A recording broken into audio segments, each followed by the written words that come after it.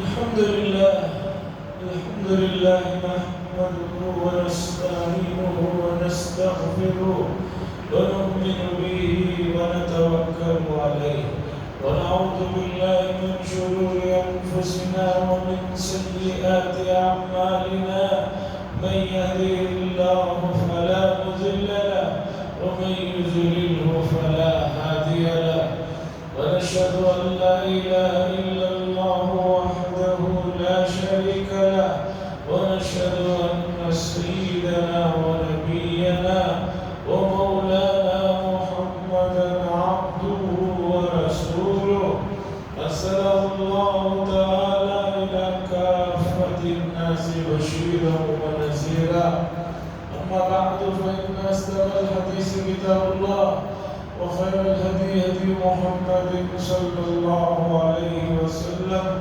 وشر الأمور محدثاتها وكل محدثة بدعة وكل بدعة ضلالة وكل ضلالة في النار. قال الله تبارك وتعالى في القرآن المجيد والفرقان الحميد: وإذ ابتلى إبراهيم ربه بكلمات فأتمهن قال إني جاعلك للناس إماما قال ومن ذريتي قال لا ينال عهد الظالمين. وقال صلى الله عليه وسلم لما سئل عن الأضحية قال سنة أبيكم إبراهيم أو كما قال صلى الله عليه وسلم. عزیزان محترم،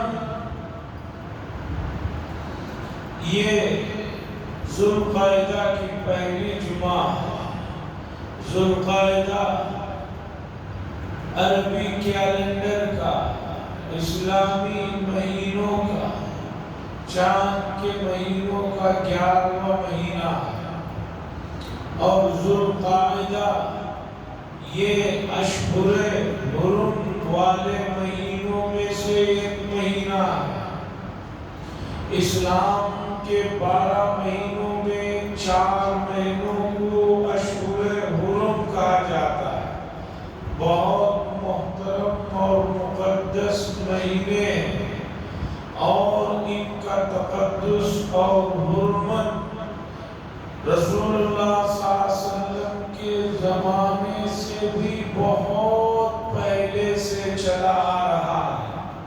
وہ 4 مہینے ہیں: 11واں مہینہ ذوالقعدہ، 12واں مہینہ ذوالحجہ، اور پہلا مہینہ محرم اور رجب۔ یہ 4 مہینے اشہر حرم کہلاتے ہیں، اور یہ مہینہ حج والے مہینوں میں شمار ہوتا ہے۔ اس وقت پوری دنیا سے لوگ اللہ کے گھر کی زیارت، طواف اور حج کے لیے پہنچ رہے ہیں۔ اسی بیچ میں یہ خبر بھی دکھ کی رہی کہ ہمارے پڑوس میں رہنے والا ملک جو کبھی ہمارا حصہ تھا، سری لنکا، اس سال وہاں جو معاشی حالت گزشتہ 2 مہینوں سے بگڑی ہے، اس کے نتیجے میں اس ملک سے اس سال کوئی بھی حج پر نہیں جا رہا، نہیں جا سکتا، اس لیے کہ وہاں کی حالت اتنی ناگفتہ بھی ہو گئی ہے کہ لوگوں کو روزمرہ کی استعمال میں آنے والی چیزوں کے لیے بہت لمبی لائنوں میں اور قطاروں میں کھڑنا پڑ رہا۔ اللہ حفاظت فرمائے کہ اللہ کی نعمتوں کی قدر آنا چاہیے ہمیں آس پاس کے حالات کو دیکھ کر کہ اللہ کی کتنی نعمتیں ہیں۔ ایک معمولی چیز کی کمی کا جب کوئی اندازہ ہوتا ہے تو لوگوں کے اوسان خطا ہو جائے۔ نمک جس کی کوئی حیثیت نہیں سمجھتے لوگ، کہ نمک کی کیا حیثیت۔ ایک زمانہ اچھی طرح یاد ہے، اچانک ملک میں اعلان ہوا کہ نمک کا شارٹیج ہونے والا ہے، نمک کا مسئلہ ہونے والا ہے، تو لمبی لمبی قطاریں بنا کر لوگ دکانوں کے پاس صرف نمک خریدنے کے لیے کھڑے۔ کل تک ہم ہی کہتے تھے نمک کی کوئی حقیقت نہیں، کوئی حیثیت نہیں، ایسی کوئی ضروری چیز نہیں ہے کہ نمک کے بغیر آدمی کی جان نکل جائے۔ لیکن صرف ایک افواہ اڑی تو روپیے 2 روپے کا نمک کلو 100 روپے کو ہو گیا اور لوگ خریدنے کے لیے کھڑے تھے۔ ہمیں سے بہت سے لوگوں کو واقعہ یاد ہوگا جو لوگ گھروں کے ساتھ سامان لاتے ہیں۔ اب جن کو اللہ نے اس نعمت سے بھی محفوظ رکھا ہے کہ ہر وقت تیار کھانا پانی بغیر کچھ سامان لائے ہوئے گھروں میں کھلا رہے پلا رہے، تو ان کو کیا چیز کتنے کی ہو رہی ہے کچھ پتا نہیں ہے۔ خیر، قصہ مختصر، یہ حج والا مہینہ ہے اور حج کا مہینے کا جب بھی ذکر ہوتا ہے، جب بھی یہ سلسلہ چلتا ہے، تو جن عظیم الشان ہستیوں کا تذکرہ ہوتا ہے، ان عظیم الشان ہستیوں میں سب سے پہلے سیدنا حضرت ابراہیم علیہ السلام کا تذکرہ ہوتا ہے۔ اور آج کی اس محفل میں، اس مجلس میں حضرت ابراہیم علیہ السلام کا تذکرہ کرنے جا رہا ہوں، اور تذکرہ کرنے کی 2 بڑی وجہ ہیں۔ پہلی وجہ تو سب کو معلوم ہی ہے کہ حج کا مہینہ ہے، حج کے تعلقات سے اور حج کے ارکان میں اور کعبے سے جڑی ہوئی چیزوں میں حضرت ابراہیم علیہ السلام کا تذکرہ ہوتا ہے اور ہوتا رہے گا۔ ایک تو یہ وجہ ہے، اور دوسری وجہ اہم یہ ہے کہ قرآن مجید میں اللہ تبارک و تعالیٰ نے حضرت ابراہیم علیہ السلام کا تذکرہ بے شمار مرتبہ کیا، تقریباً 70 مرتبہ قرآن مجید میں حضرت ابراہیم علیہ السلام کا نام نامی ذکر کیا گیا، اور نام کے بغیر ضمیروں میں جو اشارے ہوتے کہ انہوں نے فرمایا، اس طرح کے تذکروں کو اگر شمار کیا جائے تو ابراہیم علیہ السلام کا تذکرہ بے حساب مرتبہ قرآن میں اللہ نے ذکر فرمایا۔ جس نبی کا نام 70 کے قریب، 70 کے قریب مرتبہ قرآن نے لیا ہو، اللہ نے ذکر فرمایا ہو، اس عظیم ہستی کے حالات اور ان کی سیرت کو جاننا تمام انسانیت کے لیے ضروری ہے۔ انسانوں میں حضرت انبیاء کا بڑا مقام و مرتبہ ہے، پھر ان انبیاء میں بھی بعض انبیاء کو بہت اونچے مقامات عطا فرمائے گئے، انہی میں سیدنا حضرت ابراہیم علیہ السلام ہے۔ ان کا تذکرہ اتنی مرتبہ ہوا اور ان کے حالات کا ذکر قرآن کے مختلف پاروں میں، مختلف صورتوں میں اتنی جگہ پر آیا ہے، تو اب ضروری ہے پوری انسانیت کے لیے اور خاص طور پر امت مسلمہ کے لیے کہ انہیں اتنی محبت سے، اتنے احترام سے اللہ تعالیٰ نے یاد جو فرمایا ہے، اس کی وجہ کیا ہے؟ اس لیے کہ کوئی مقام و مرتبہ بغیر محنت کے، بغیر کوشش کے، بغیر لگن کے، بغیر جد و جہد کے، بغیر بھاگ دوڑ کے نہیں ملتا۔ دنیا کے معمولی عہدے، دنیا کے معمولی منصب دنیا کے معمولی رتبوں کے لیے لوگ دن رات ایک کر دیتے ہیں، تو ذرا سوچئے کہ رب کائنات نے جن کو منتخب کیا انہیں کتنے امتحانوں سے گزرنا پڑا، اس لیے ان کا ذکر بہت ضروری ہے۔ اور اس وقت پوری دنیا، خاص طور پر ہمارے ملک کے حالات میں، حضرت ابراہیم علیہ السلام کی زندگی سے ہمیں بہت کچھ سیکھنا ہے اور سیکھنے کو ملتا ہے۔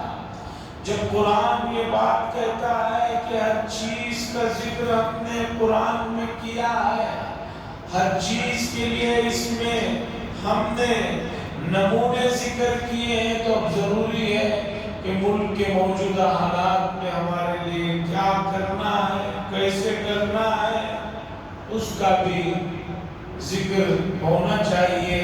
تو آج کی اس مجلس میں ابراہیم علیہ السلام کا تذکرہ اسی نسبت سے کر رہا۔ ڈاکٹر اقبال رحمہ اللہ کا شعر ہے، آگ ہے، اولاد ابراہیم ہے، نمرود ہے، کیا پھر کسی کو کسی کا امتحان مقصود ہے۔ آگ ہے، اولاد ابراہیم ہے، نمرود ہے، کیا پھر کسی کو کسی کا امتحان مقصود ہے۔ تو اسی امتحان کے مرحلے میں ہم لوگ گزر رہے ہیں، اسی آگ اور اولاد ابراہیم کے مرحلے سے ہم گزر رہے ہیں۔ تو اس لیے ضروری ہے کہ حضرت ابراہیم علیہ السلام کا تذکرہ قرآن نے جو کیا اسے سمجھیں اور اس سے سبق حاصل کریں۔ اللہ فرماتے ہیں وَإِذِ ابْتَلَىٰ إِبْرَاهِيمَ رَبُّهُ بِكَلِمَاتٍ فَأَتَمَّهُنَّ، اور یاد کیجئے اس وقت کو جب ہم نے آزمایا، ہم نے امتحان لیا ابراہیم علیہ السلام کا کئی معاملات میں، کئی امور میں، فَأَتَمَّهُنَّ، اس کے بعد اللہ تعالیٰ نے اس امتحان کے رزلٹ کو ذکر فرمایا کہ اس امتحان میں حضرت ابراہیم علیہ السلام مکمل اور 100% کامیاب رہے۔ امتحان لینے والے کوئی دنیا کا آدمی نہیں، اللہ تعالیٰ امتحان لے رہے ہیں، اور اللہ کے امتحان میں 100% کامیابی حاصل کی ہے حضرت ابراہیم علیہ السلام۔ عزیزان گرامی، امتحان کا ذکر چلا ہے، امتحان کی بات آئی ہے، تو میں بتاتا چلوں کہ امت مسلمہ بہت اس معاملے میں کمزور اور پیچھے رہی ہے۔ ابھی ملک کے سب سے بڑے ایگزام کا رزلٹ آیا ہے، اور آپ کو یہ جان کر بڑی حیرانگی ہوگی کہ اس میں صرف 25 مسلمان طلبہ اور طالبات کامیاب ہوئے۔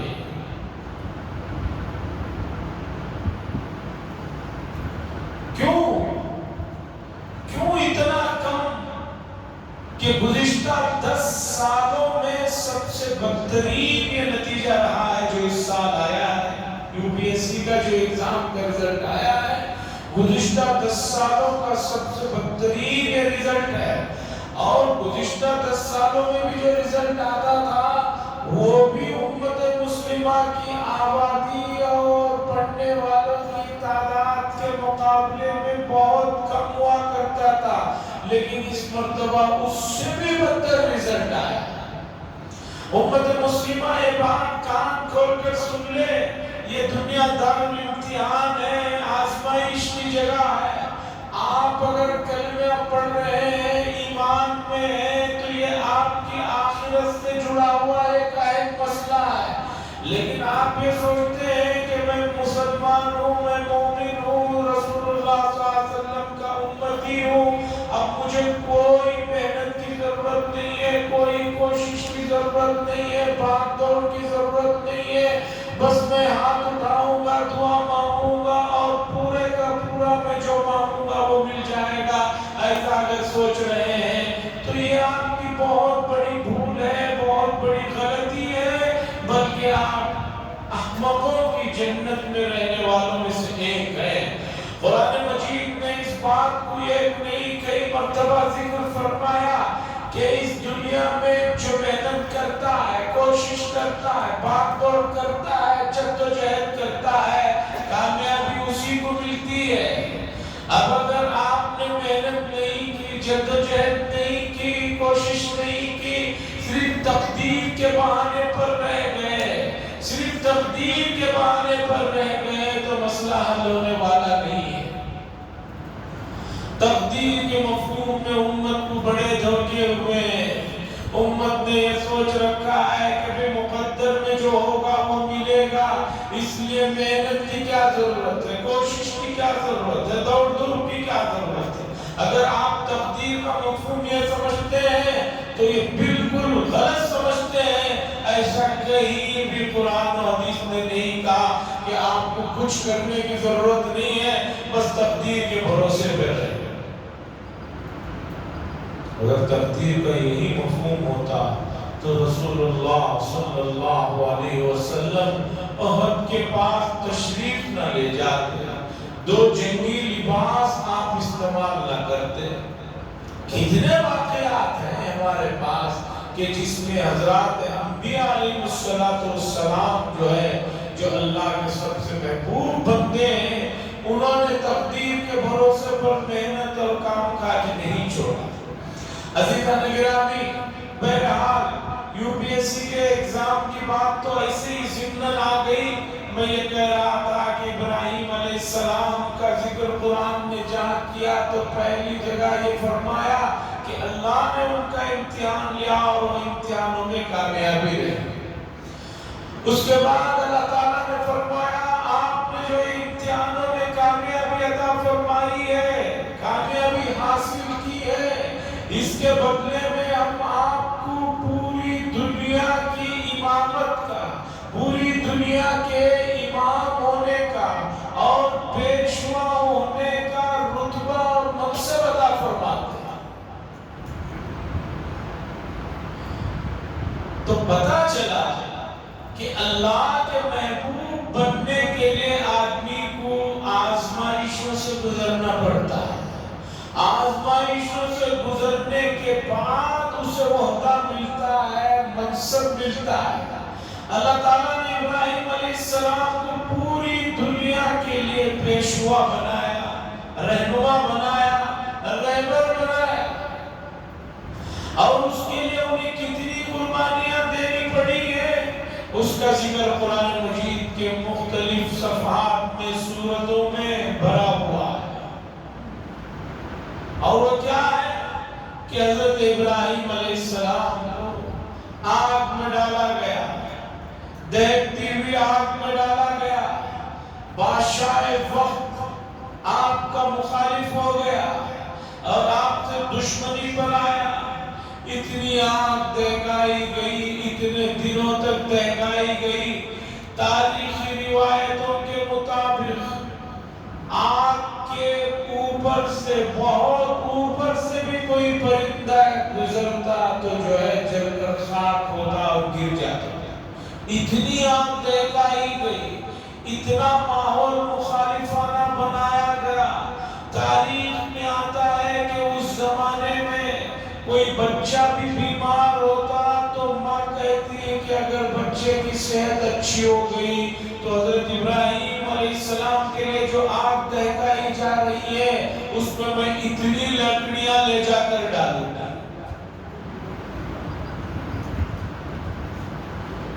پورا ماحول گرما دیا گیا، پورا ماحول مخالفانہ بنا دیا گیا، لیکن حضرت ابراہیم علیہ السلام نے قربانی دی کہ اللہ کے حکم کے آگے، اللہ کی خوشنودی کے آگے آپ نے اپنی زندگی کی پرواہ نہیں کی۔ آگ میں ڈالا گیا، لیکن جب آگ میں ڈالا گیا تو وہی آگ آپ کے لیے رحمت ثابت ہوئی، گلزار بن گئی اور جو ہے بالکل آپ کے لیے ایک نعمت ثابت ہوئی۔ یہاں پتہ چلا کہ کسی نعمت کو حاصل کرنے کے پیچھے آدمی کو محنت کرنا ہے، آدمی کو کوشش کرنا ہے، آدمی کو قربانیاں دینا ہے۔ اگر قربانیاں نہیں دی، کوشش نہیں کی تو جو ہے آپ کو کوئی مقام و مرتبہ نہیں ملتا ہے۔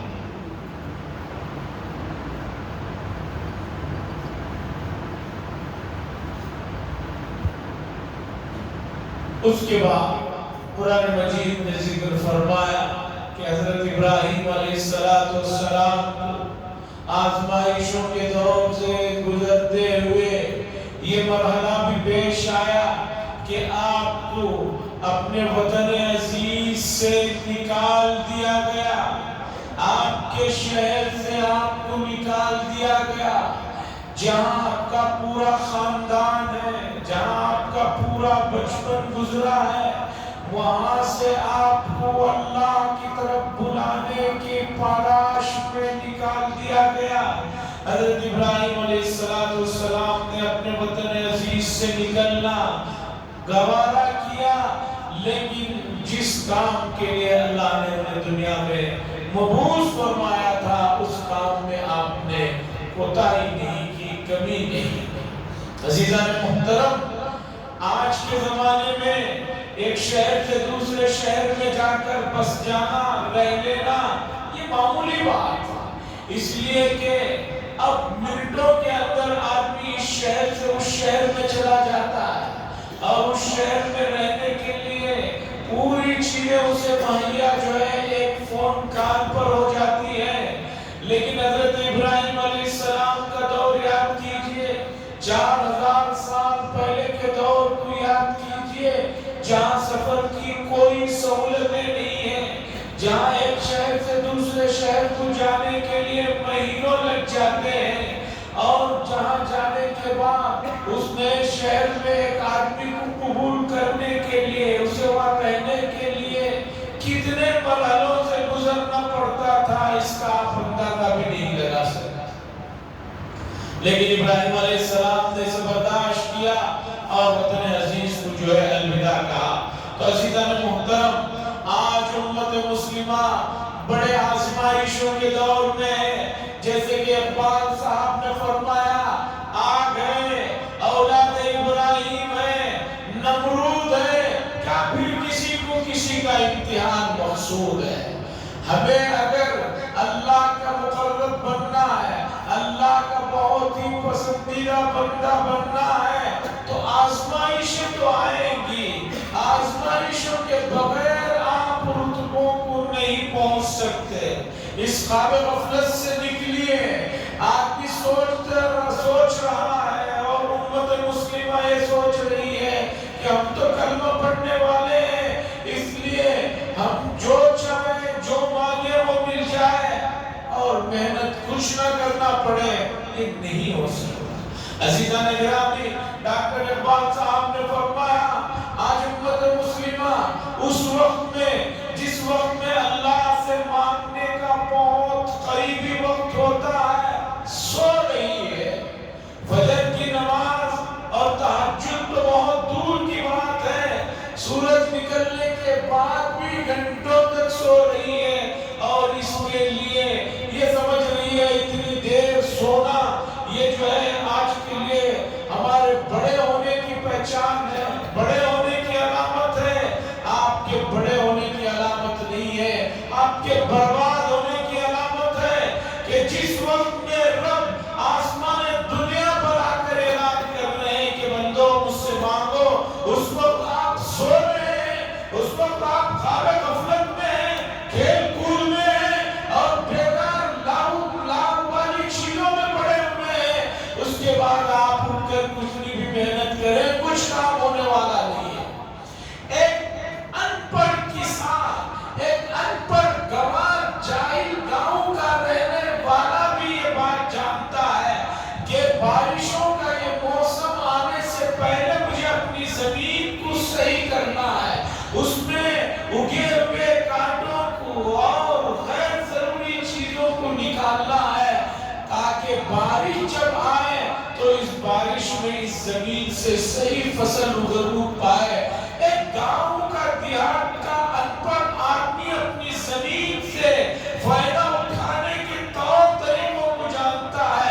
اور ایک بندے مومن اپنے پروردگار سے کس طرح استفادہ کرنا ہے اسے بتایا گیا. یہ نہیں کہا گیا کہ تم خود تلاش کر لو. اسے بتایا گیا, نبی کریم صلی اللہ علیہ وسلم نے بتایا, عملی طور پر بتایا, سکھایا.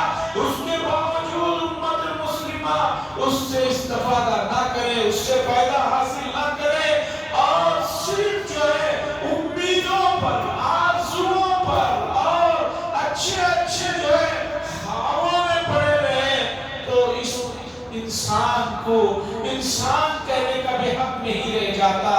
یہ بڑا نادان ہے, بڑا جاہل ہے. رسول اللہ صلی اللہ علیہ وسلم نے فرمایا, الکیس من دان نفسه وعمل لما بعد الموت. چالاک عقل مند آدمی, صحیح آدمی کون ہے جو اپنے نفس کو جانے اور آنے والی زندگی کے لیے تیار ہے. والعاجز, بیوقوف آدمی کون ہے جانتے ہو؟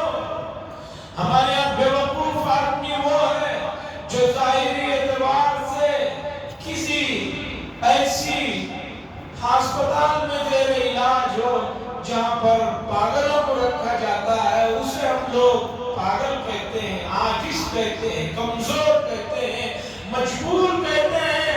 اللہ کے نبی نے فرمایا والعاجز, اور کمزور اور بے بس اور پاگل اور کم عقل آدمی وہ ہے کہ جو اپنی نفسانی خواہشات پر عمل کرے اور اللہ سے بہت اچھی اچھی امیدیں رکھے ہوئے بیٹھا ہو. یہ آدمی حقیقت میں پاگل اور مجبور ہے. ورنہ جو حقیقی جسمانی طور پر پاگل آدمی ہے, شریعت کی نظر میں وہ مکلف نہیں, اس لیے اس سے کوئی سوالات بھی نہیں ہوں گے. یہ مسئلہ آپ سمجھیں کہ جو جسمانی اعتبار سے جسے مینٹل قرار دے دیا گیا ہو, جسے پاگل قرار دے دیا گیا ہو, شرعی اعتبار سے وہ مکلف بھی نہیں. قیامت کے دن اس سے کوئی حساب کتاب اور سوال جواب بھی نہیں ہے.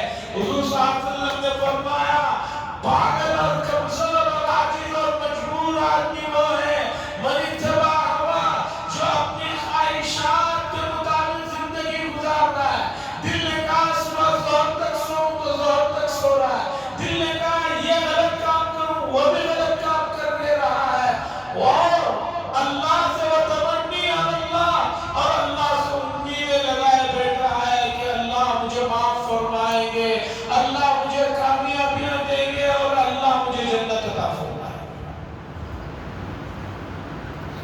دنیا کے معمولی عہدے, دنیا کے معمولی امتحانوں کے لیے لوگ رات دن ایک کرتے رہے, اور آخرت کا مسئلہ ہے اور دنیا میں ایمان پر خاتمے کے لیے آدمی کے پاس کوئی فرصت نہیں ہے, آدمی کے پاس وقت نہیں ہے, آدمی کے پاس توجہ نہیں ہے. یہ بہت زیادہ ناکامی اور افسوس کا مقام ہے. حضرت ابراہیم علیہ السلام کا قرآن نے ذکر کیا, اسی لیے کیا کہ دیکھو ہمارے یہ بندے جنہیں ہم نے اتنا مقام و مرتبہ عطا کیا, ابراہیم علیہ السلام سے لے کر رسول اللہ صلی اللہ علیہ وسلم تک جتنے انبیاء علیہ السلام آئے ہیں, حضرت ابراہیم علیہ السلام کے خاندان سے آئے. ابن کثیر رحمہ اللہ نے فرمایا اللہ تعالیٰ نے حضرت ابراہیم علیہ السلام کی امتحانوں میں کامیابی سے اتنے خوش ہوئے اور اتنا مقام عطا فرمایا, قیامت تک کے لیے نبوت کے سلسلے کو آپ کے خاندان سے جوڑ دیا. ابراہیم علیہ السلام سے لے کر رسول اللہ صلی اللہ علیہ وسلم تک جس نبی کو آپ اٹھائیں گے دیکھیں گے وہ حضرت ابراہیم علیہ السلام کے جو ہے خاندان سے ان کا تعلق ہے. آپ کی اولاد ہے, اولاد کی اولاد ہے, اولاد کی اولاد ہے, یہ سلسلہ ملے گا, اس سے ہٹ کر آپ کو نبوت نہیں ہوگی. ابراہیم علیہ السلام جب امتحان میں کامیاب ہوئے تو انہوں نے اللہ سے فرمایا کہ اللہ میں چاہتا ہوں کہ پیشوائی, رہنمائی, امامت کا جو منصب ہے وہ میری اولاد کے حق میں بھی قبول ہو جائے. قال من ذریتی, ابراہیم علیہ السلام نے کہا اللہ میری اللہ نے فرمایا قال لا ينال عهد الظالمین، ہم یہ عہدہ ظالموں کو عطا نہیں فرمائیں گے۔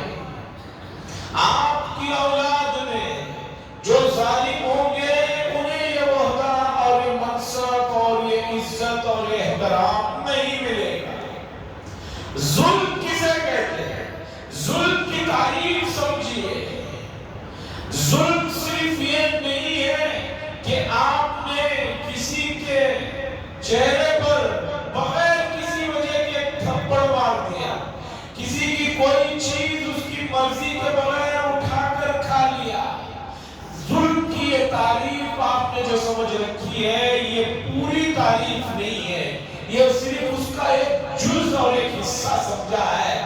ظلم کہتے ہیں وضع الشیء فی غیر محلہ، کسی چیز کو اس کے مقام کے علاوہ میں رکھنا، یہ ظلم کہلاتا ہے۔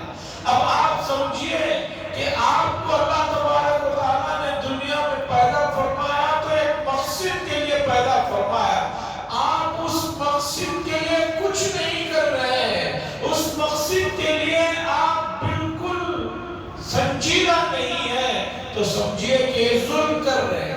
آپ فجر کی نماز نہیں پڑھتے، یہ ظلم کر رہے ہیں، اور آپ اپنی اولاد کو اعلیٰ تعلیم نہیں دلا رہے ہیں، اپنے آرام کے لیے آپ کی اولاد کی تعلیم کو قربان کر رہے ہیں، یہ ظلم کر رہے ہیں، اور ایسے ظالموں کو اللہ کی طرف سے کوئی مدد نہیں کرتی۔ عزیزان گرامی، تعلیم کا جو معیار امت مسلمہ میں گر رہا ہے اس کی وجہ یہ ہے کہ امت کا طبقہ اپنے اولاد کو اپنے آرام کے لیے قربان کر رہا ہے۔ یہ سمجھ رہے ہیں کہ بچہ پڑھ لے گا تو کیا ہوگا، پڑھنے کے بعد کیا ہو جائے گا، اسے جو نوکری ملے گی اس نوکری سے بہتر ہنر سیکھنے پر جو ہے اس کی زندگی اچھی گزرے گی۔ کان کھول کر سن لیجئے، علم کے مقصد ہی کو آپ نے نہیں پہچانا۔ اگر علم کا مقصد صرف کھانا کمانا ہی آپ سمجھ رہے ہیں تو یہ آپ بھول کر رہے ہیں۔ کھانے کمانے کا مسئلہ جب اللہ تعالیٰ نے لاکھوں مخلوقات کو بغیر اس کی محنت کے رزق ان تک پہنچا رہے ہیں، تو آپ تو حضرت انسان ہیں، اشرف المخلوقات ہیں، جو آپ کو کھلانا ہے وہ آپ کھا کر رہیں گے۔ علم کا مقصد صرف کمانا نہیں ہے، علم کا مقصد ہے اللہ تبارک و تعالیٰ کی پہچان ہو، اور بغیر علم کے آدمی اللہ تبارک و تعالیٰ کی پہچان نہیں کر پائے گا۔ عزیزان گرامی، علم دلائیے، ساتھ میں ہنر بھی سکھائیے۔ کس نے منع کیا؟ آپ کے پاس 24 گھنٹوں میں 8 گھنٹے سونے کھانے پینے کے بعد جو 16 گھنٹے بچ رہے ہیں، ان 16 گھنٹوں میں آپ اپنے بچے کو تعلیم بھی دلائیں، ہنرمند بھی بنائیں، سب کر سکتے ہیں، لیکن آپ نے وقت کے جو ہے صحیح حساب کتاب ہی نہیں رکھا ہے، آپ نے وقت کا صحیح پاس و لحاظ ہی نہیں رکھا ہے۔ گھنٹے گھنٹے بچوں کے فضول چیزوں میں ضائع ہو سکتے ہیں، لیکن وہی بچہ دینی تعلیم حاصل کر لے یا تعلیم کے ساتھ کوئی ہنرمندی سیکھ لے، یہ گوارا نہیں ہے۔ عزیزان گرامی، علمی میدان میں امت مسلمہ کا انہدام، علم کی جو ہے گرتی ہوئی ساکھ بتا رہی ہے کہ آنے والے دنوں میں ان لوگوں کو ملک کے بارے میں تو چھوڑیے، اپنے بارے میں بھی کچھ پتا نہیں رہ جائے گا۔ آج پورے ملک میں عجیب عجیب باتیں پھیل رہی ہیں، یہاں تک نوبت آ گئی ہے، میں نے گزشتہ جمعہ میں بتایا انڈیا گیٹ پر شہیدوں کے فریڈم کے جو نام لکھے ہوئے ہیں اس میں سب سے زیادہ امت مسلمہ کے افراد کے نام لکھے ہوئے ہیں، ہزاروں کی تعداد میں ان کے نام لکھے ہوئے ہیں، ہمیں تو ان کا علم ہی نہیں ہے۔ اب چند دنوں کے بعد یہ بھی بھول جائیں گے، یہ سب علم سے دوری کی وجہ ہے۔ نصاب سے ملک کی تعلیم گاہوں میں نصابوں میں سے امت مسلمہ کے ان افراد کو